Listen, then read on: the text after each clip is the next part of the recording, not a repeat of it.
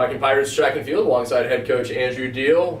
Pirates finishing up this season, or wrapping up the conference championship down at Trinity this week. Coach, first for your women, 3 new school records set. Yeah. Women's Discus, 4x1 and 4x4. So that was a lot of fun. We started off the day in great shape from day one. Day 2 is when all the records were broken, so that was exciting. But we had our women's 4x4 break a school record from 1998, which was really exciting. I think we scared ourselves a little bit. Brittany Carteret came out of the blocks like a beast, and she is a beast. But we came out of the blocks. We were in first going into the third handoffs by probably about 15 meters. And I think we scared ourselves because we didn't expect to be in that position. We knew Trinity was really, really good. They had the number 1 seed going into it. And going in, Brittany to Jay Ashley to Kiamber McCracken to Erica Roebuck. And so we were able to hang on for second, got beat by about 5 meters, maybe a little less than that, but it was awesome. Real exciting. I won't say unexpected.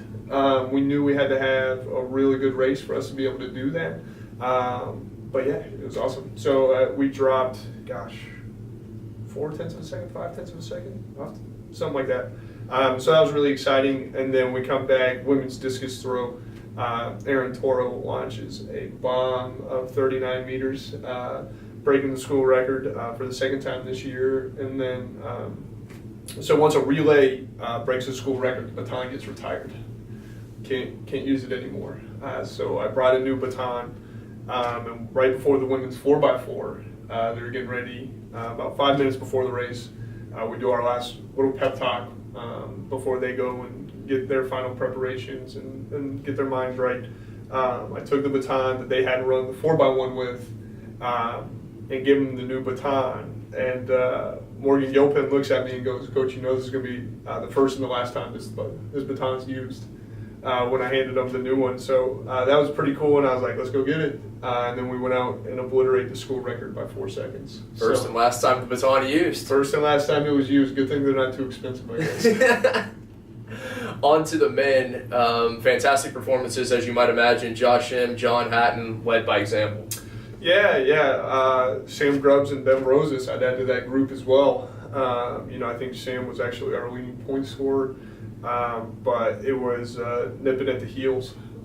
It was awesome to see Devin last year. Unfortunately, got hurt in the conference championships, and still left a few things short, in his opinion. I think the long jump was very winnable for him. The high jump was very winnable for him.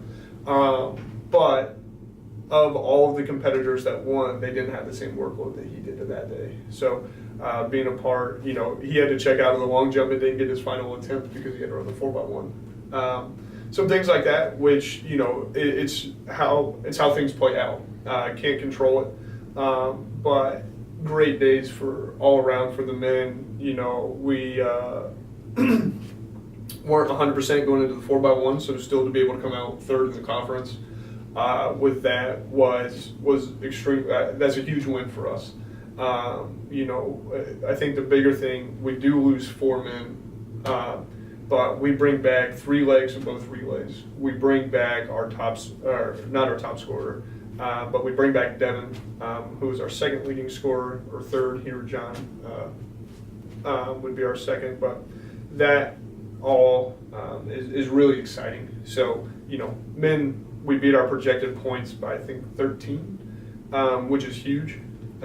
Keith Roop had a big breakthrough in the 110 hurdles, and some other people snuck in for points that we weren't supposed to get, and we battled it. It was really an exciting time and an exciting a couple of days for sure. Great end to the season. I know you haven't had a lot of time to reflect. What are your highlights of this season? And I know you'll have more time to look back this summer as you look ahead to next season, but just quickly, what stands out to you? The culture. I think undoubtedly, when I arrived 2 years ago and where we are now, it's night and day, and that's attributed to the seniors. We had our end of the year kind of meeting, I'll call it dessert banquet, last night, where we give out our Rookie of the Years and other awards, MVP and things like that. And, you know, the things that the seniors said, I think they said it the best. They've seen the best and they've seen the worst of the program. You know, 4 years ago, things were very, very different. And this year, they felt like was the first time we had a team that every single person on the team wanted to get better and competed hard every day and worked hard every day in practice. So that's a huge, huge compliment from them, and I don't know if they meant it that way. But I think, you know, if it wasn't for them, we wouldn't be in this position. Their dedication to the challenges that were presented to them the past 3 years, raising the bar, being committed, working hard, doing all the right things, like everything that we accomplish from here on out is built on the backs of our seniors and upperclassmen that we had this year. There was a point in the year where, you know, I gave them the keys to the car. They determine how good we're going to be, and it's the same thing going into next year. So, you know, it's exciting. We bring back every single person on our women's team. On our men, we only lose 4.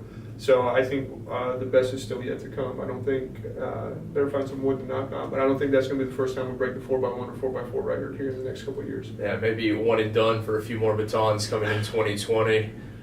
Pirates looking to continue with the momentum. A great finish to 2019. Coach, congratulations to you and your entire team.